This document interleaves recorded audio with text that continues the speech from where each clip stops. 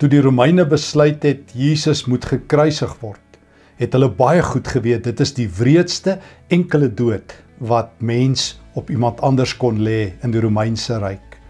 Jesus, toe hy die Vrydagoggend, soos wat ons dit ken, op Goeie Vrydag gekruisig is hierdie reuse spykers deur sy voete en deur sy hande, deur sy polse gekap.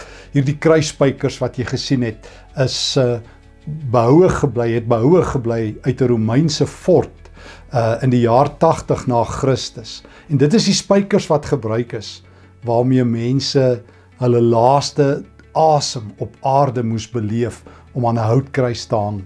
Dis die prys wat Jesus betaal het. Hy het nie bloedloos gesterf nie. Hy het nie ligtelik gesterf nie. Dit was 'n marteldood, 'n skrikwekkende dood. Dit was 'n doodloopstraat, 'n koelde sak. Maar Jesus het geweet, hy doen dit vir jou en my. Jesus het geweet wat die kruis hom kos. Hy het geweet, dit is al manier. Sy bloed moes vloei, sodat jy en ek nie ons bloed hoef te gee nie. Hy moes as 'n sondaar behandel word, sodat jy en ek nie as sondaars behandel word nie. Hy moes 'n vervloekte word, sodat jy en ek nie onder die vloek van die wet soog nie. Die kruis, ja, dit is nie 'n dierbare kruis nie, dit is 'n noodsaaklike kruis. Ons noem dit dierbaar, omdat dit vir ons verlossing en redding bring.